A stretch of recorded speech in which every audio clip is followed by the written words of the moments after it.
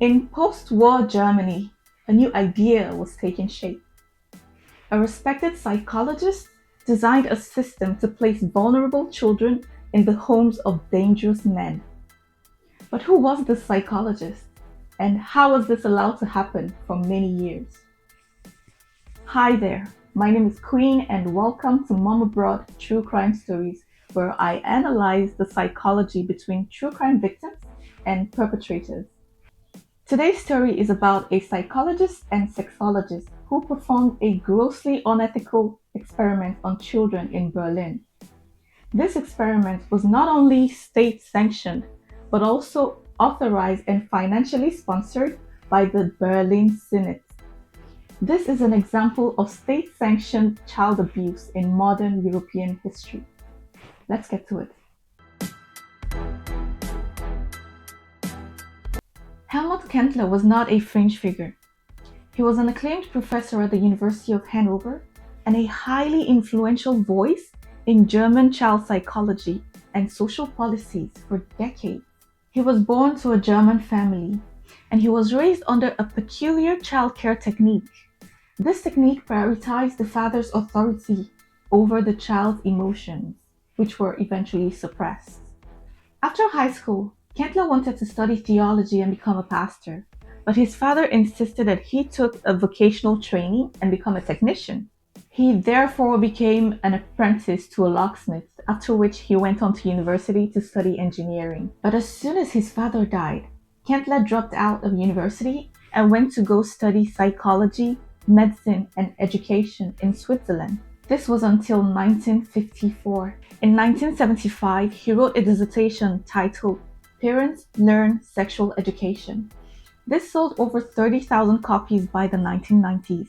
Between 1979 and 1982, he was the president for the German Society for Scientific and Sexuality Studies.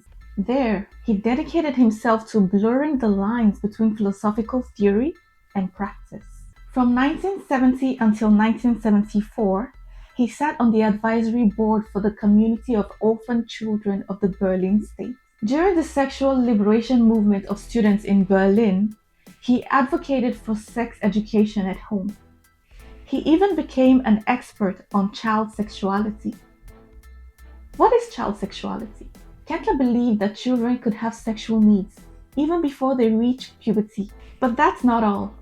He warned parents not to be concerned about rape and molestation in children by adults, advising them not to involve the police.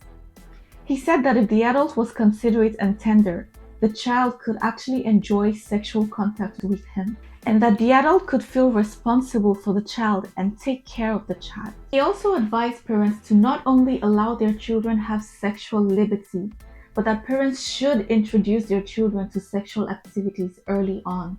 As a forensic expert on child sex abuse cases, Kentler helped 35 men escape justice. He said he was proud that these men were acquitted since they were not violent but actually very sensitive to the sexual needs of the children. At that time, these ideas were not seen as dangerous but as innovative.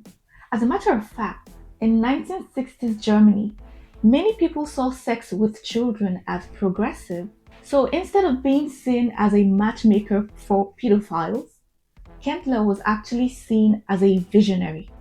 These ideas would later become the center of the most disturbing social experiment in modern Germany, as we'll see down the story. This is not just an eccentric doctor with good intentions who lost his way along the line. This is a man with ulterior motives who, along with his friends, managed to use the system to actualize their disturbing fantasies.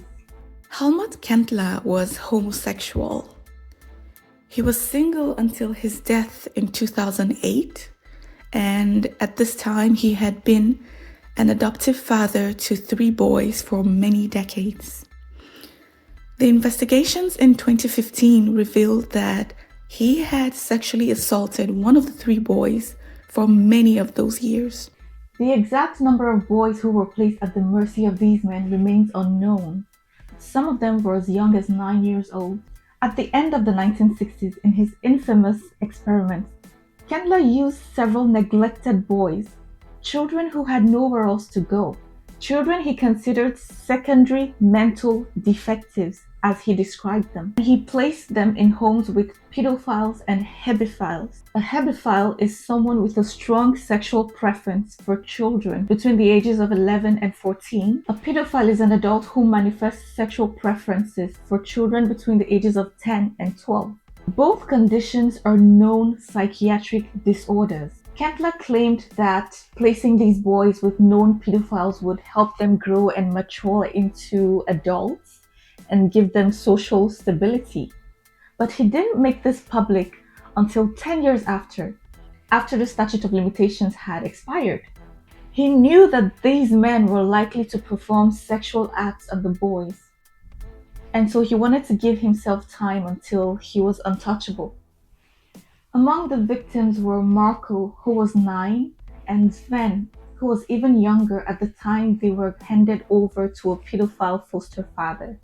Both boys were abused sexually over a number of years while living with a man named Fritz, who was a known sex offender and had a criminal record of child sexual assault at the time he was given these boys. But even after he made it public, nothing was done.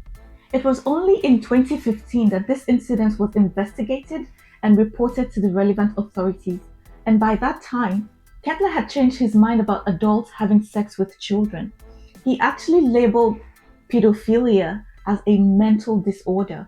By this point, Kentler didn't have to worry about the legal consequences of his criminal acts. As a matter of fact, in the 1990s, he provided expert opinion on a family court case in Berlin involving one of the abused boys and the pedophile foster father. Kentler actually recommended that the boy be returned to the father in Berlin, where he will continue to be abused. Kentler's experiment framed these pedophile foster fathers as caretakers, but they were not actually running care homes. These were single men living alone, and most of them were powerful, influential men who controlled everything from academic facilities to state welfare policy offices. This was a network of men who all suffered from pedophilia and used their position to normalize their criminal tendencies so that it was tolerated and even defended. This experiment thrived on a grossly patriarchal system exploited by a group of privileged men who exploited the system to orchestrate a deep cover-up after perpetrating a horrendous crime against children. Sadly, none of these men will stand trial, let alone see the inside of a jail cell. Kentler himself has died at the age of 80 in 2008. The victims say they are not allowed to mention any names, and also the statute of limitation on these crimes has passed. However, Sandra Shears is a current Berlin senator who is in charge of the Kentler case, and she has actually offered some financial compensation to the victims for their pain and suffering. But for Marco and Sven, this won't really change much in their lives. Both of them say that they could never really get over the hurt of what happened to them. This is actually quite understandable after years of sexual abuse as children. If you've stayed up to this point, thank you so much for watching. And if you care about stories like this, please subscribe so that you can see my next video. Thank you.